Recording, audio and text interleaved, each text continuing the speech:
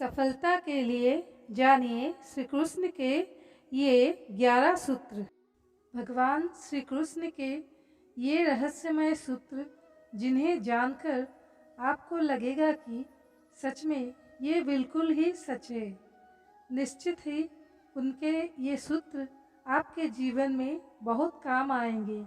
जीवन में सफलता चाहते हैं तो गीता के ज्ञान को अपनाएं और निश्चित तथा भयमुक्त जीवन पाए। सफलता। भगवान श्री कृष्ण कहते हैं कि यदि आप लक्ष्य को प्राप्त करने में विफल रहते हैं तो अपनी रणनीति बदले, लक्ष्य नहीं। इस जीवन में ना कुछ खोता है ना व्यर्थ होता है।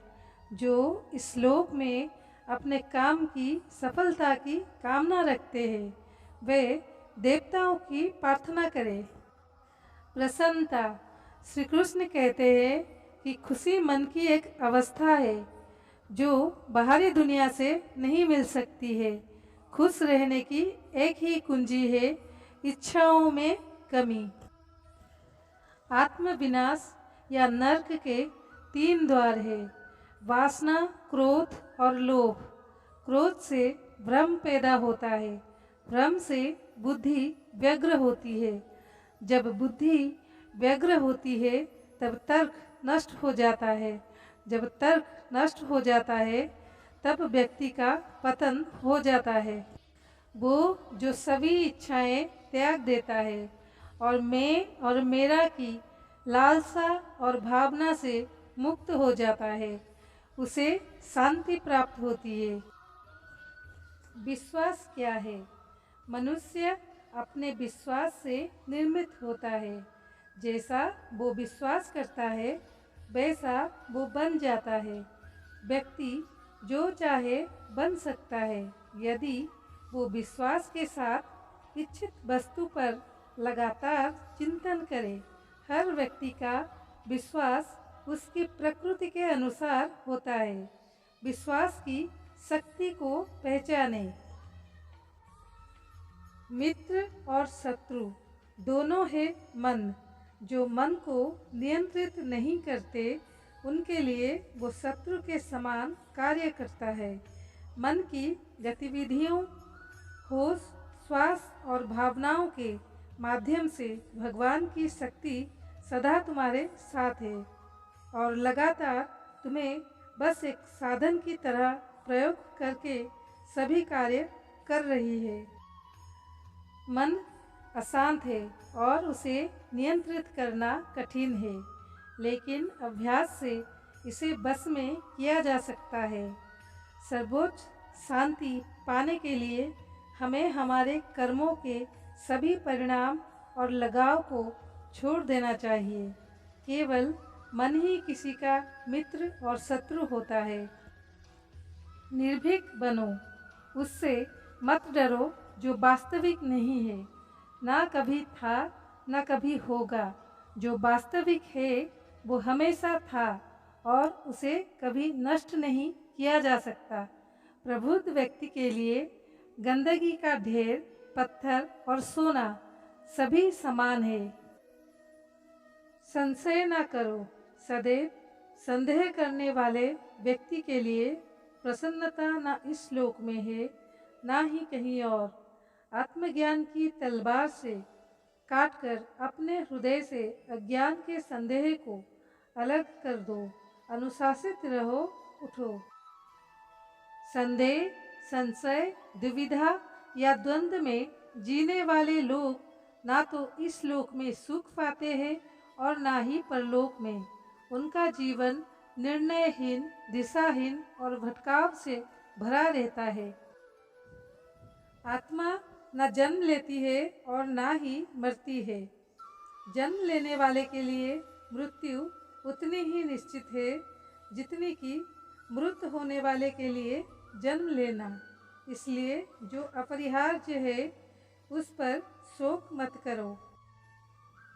ना कोई मरता है और ना ही कोई मारता है।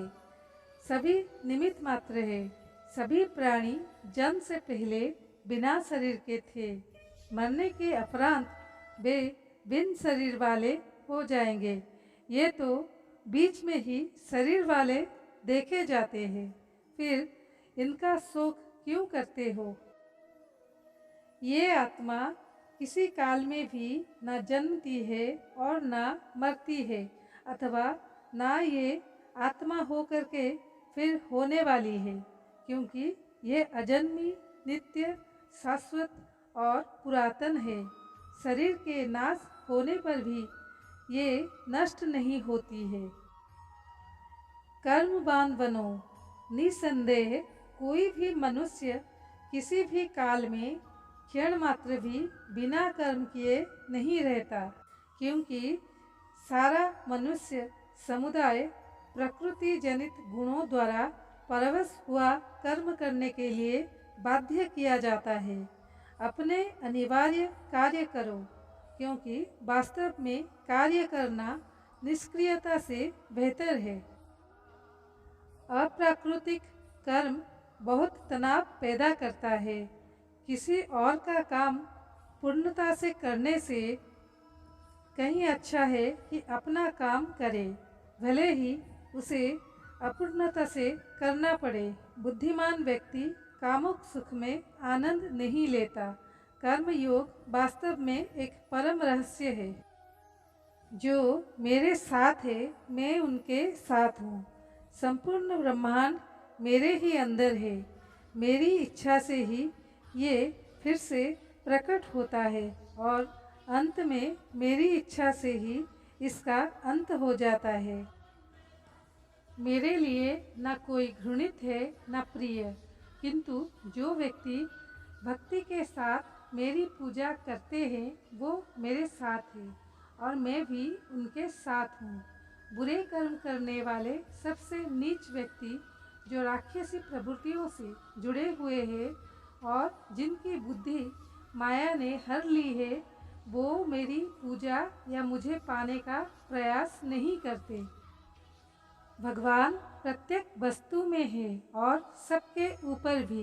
प्रबुद्ध व्यक्ति सिवाय ईश्वर के किसी और पर निर्भर नहीं करता। सभी काम छोड़कर बस भगवान में पूर्ण रूप से समर्पित हो जाओ। मैं तुम्हें सभी पापों से मुक्त कर दूंगा, शोक मत करो। वो जो मृत्यु के समय मुझे स्मरण करते हुए अपना शरीर त्यागता है, वो मेरे धाम को प्राप्त होता है, इसमें कोई संशय नहीं है। वे जो इस ज्ञान में विश्वास नहीं रखते, मुझे प्राप्त किए बिना जन्म और मृत्यु के चक्र का अनुगमन करते रहते हैं। जय श्री कृष्णा।